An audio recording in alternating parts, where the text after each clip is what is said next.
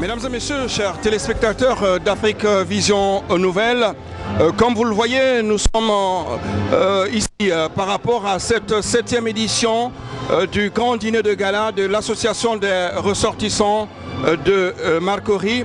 Il a effectué le déplacement. Comme chaque année, il est toujours présent au grand rendez-vous, mesdames et messieurs. Son Excellence Daouda Diabate, qui est venu spécialement de Washington pour présider cette 7e édition. Excellence, une fois de plus, merci. Vous êtes sur Afrique Vision Nouvelle.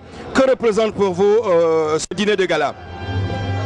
Oui, je vous remercie. D'abord, je voudrais féliciter le président de l'association des ressortissants de Marcory, de même que le comité d'organisation et les membres de cette association pour la parfaite organisation de cette soirée, de ce dîner gala, et aussi saisir cette occasion pour les remercier pour avoir bien voulu associer l'ambassade à cette importante manifestation. Cette année 2015, le dîner gala organisé par l'association de Marcory a enregistré, comme les années précédentes d'ailleurs, un franc succès. Et ce que je puis retenir cette année encore, c'est le sens de la solidarité qui fait partie des objectifs majeurs de cette association.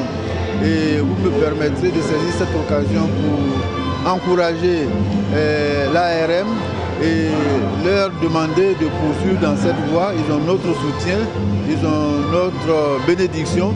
Et je voudrais, en tout cas, pour terminer, dire que j'invite les autres associations ivoiriennes à suivre la voie que l'ARM a tracée et qui permet, malgré la distance, de tendre la main à nos frères et sœurs qui sont au pays et qui, dans certaines situations, se trouvent en situation de difficulté. Nous avons vu les projections qui ont été faites et vraiment nous sommes fiers de ce que l'ARM réalise comme activité sur le terrain. En tout cas, je voudrais leur dire merci pour le soutien qu'ils apportent à nos populations en Côte d'Ivoire. Excellence, nous sommes à quelques mois des élections présidentielles du côté de la Côte d'Ivoire. Quel est votre message à l'endroit de toute la grande communauté ivoirienne vivant aux États-Unis à quelques jours de ces élections présidentielles? Je vous remercie. C'est vraiment pour nous, en tant qu'Ivoiriens d'abord et ensuite en tant qu'ambassadeur de Côte d'Ivoire aux États-Unis d'Amérique, c'est un véritable appel que je voudrais lancer à nos compatriotes. Leur dire que nous avons eu la chance inouïe d'avoir un président, le président Félix Houphouët-Boigny, qui nous a enseigné la paix, le sens de la fraternité et de la solidarité, l'amour du prochain, l'amour de la patrie. Et je voudrais, à la veille de ces élections qui vont se dérouler au mois d'octobre, lancer cet appel pressant à nos compatriotes, en leur disant que ce qui nous unit, à savoir notre patrie commune, que nous avons en partage, est nettement plus important que ce qui peut en apparence nous diviser. C'est pour cette raison que les élections ne doivent pas constituer des occasions de déchirure. Les élections doivent être abordées avec beaucoup de détachement et c'est le principe de la démocratie qui devrait prévaloir. Et vraiment, je voudrais les inviter à s'inscrire dans cette optique, l'optique de la fraternité, de l'amour et être habité par l'esprit de paix et de tolérance. Les élections vont être organisées, que celui qui a les meilleurs atouts, le meilleur programme, qu'il puisse emporter ces élections pour que la marche de notre pays, la Côte d'Ivoire, qui est un pays de paix, un havre de paix et de stabilité, et qui a enregistré par le passé un développement prodigieux qui a fait qu'on a qualifié notre pays de miracle économique, miracle qui d'ailleurs, soit dit en passant, est en train de revenir, pour ne pas dire qu'il est revenu, pour que ce processus-là se poursuive, pour que la Côte d'Ivoire puisse être au rendez-vous de l'émergence à l'horizon 2020. Moi, je puis dire à nos compatriotes que l'émergence dont parle le président Alassane Ouattara est à notre portée, pourvu que chacun fasse, comme on l'aurait dit ici, son homework, à savoir que chacun fasse sa part, que chacun accomplisse au quotidien le devoir qui est le sien. Et je suis sûr qu'à force de travail, la Côte d'Ivoire sera au rendez-vous de l'émergence. Pour que les Ivoiriens à nouveau connaissent et la paix, et la stabilité, et la prospérité dans l'intérêt bien compris du peuple de Côte d'Ivoire, qui a une fois encore retrouvé sa dignité et ce qui l'a toujours caractérisé, à savoir la joie de vivre. Voilà ce que je tenais à dire. Et pour conclure, je voulais vraiment prier le bon Dieu qu'il continue d'avoir sur ce pays que lui-même a toujours béni. Je vous remercie. Merci Excellence et bon retour du côté de Washington. Merci, c'est moi qui vous remercie. Merci de m'avoir donné cette opportunité. Merci. Mesdames et messieurs, toujours sur Afrique Vision Nouvelle, après l'intervention de son excellent l'ambassadeur de Côte d'Ivoire aux États-Unis, je suis en compagnie de monsieur Konaté Isiaka, c'est bien ça, hein, qui est le directeur général des Ivoiriens de l'extérieur, qui est ici à New York. Dans quel cadre se situe votre visite à New York? Je suis à New York pour, comme à notre habitude, rencontrer la communauté, mais aussi représenter le ministre Ali Koulibaly, qui est en charge de la direction des campagnes des Ivoiriens de l'extérieur, le représenter dans la cérémonie d'investiture ici aux États-Unis. Et je souhaite aussi profiter de l'occasion pour participer à des activités comme celle-ci, à laquelle j'avais été associé et pour laquelle j'ai répondu, bien entendu, favorablement. Alors, c'est la première fois que vous assistez à une telle soirée au niveau de la diaspora ivoirienne à New York?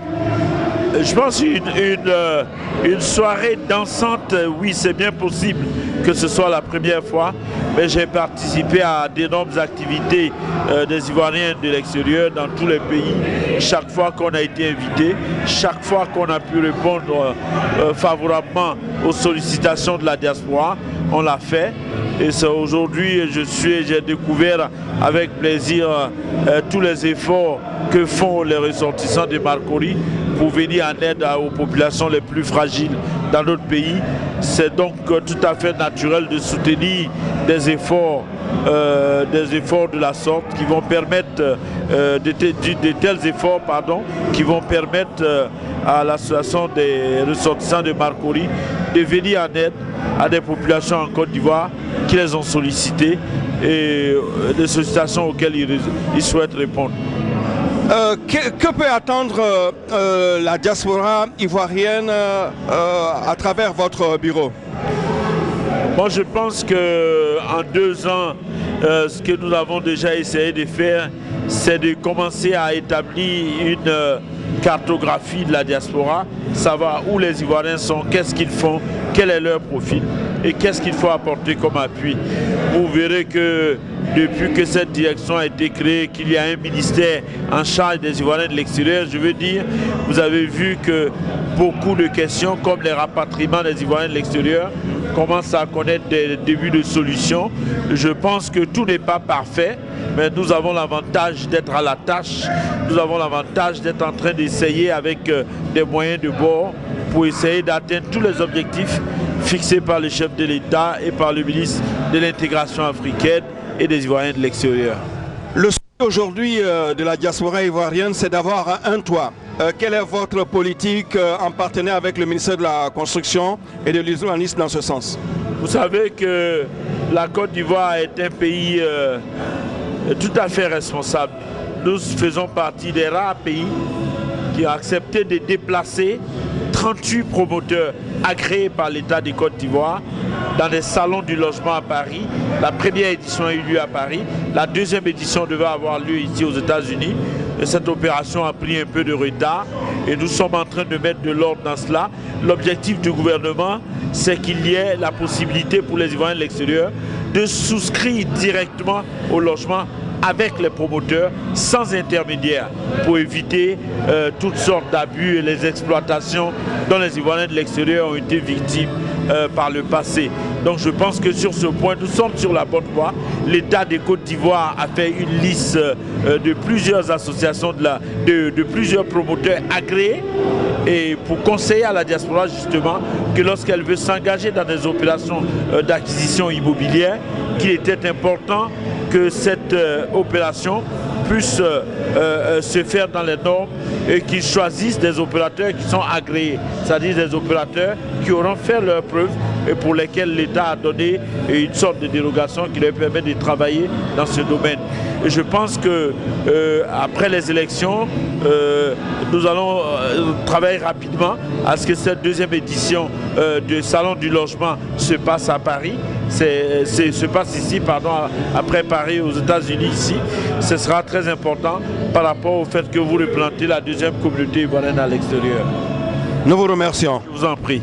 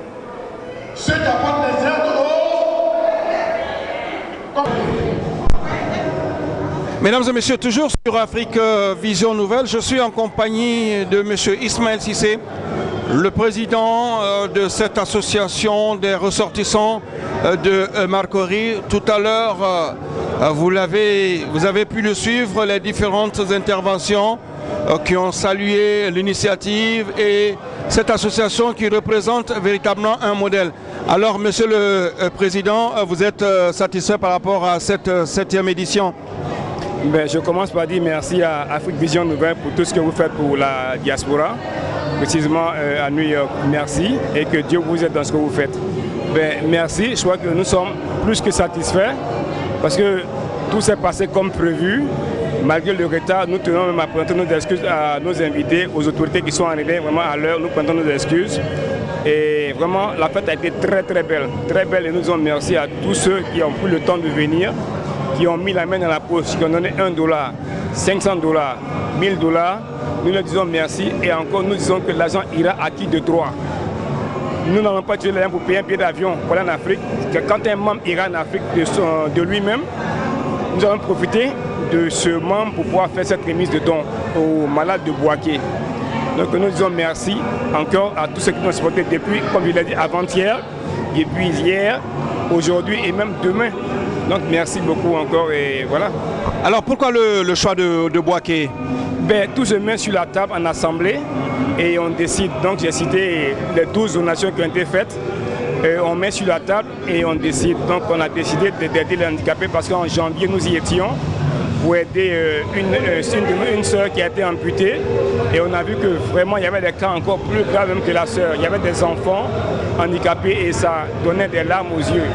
J'ai beaucoup pleuré, j'étais avec une sœur, Dieneba, qui a beaucoup pleuré.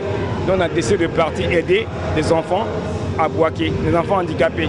Les parents malheureusement n'ont pas de moyens et nous étant ici, nous avons une opportunité, nous avons la chance, malgré les difficultés que nous vivons ici, nous pouvons aider.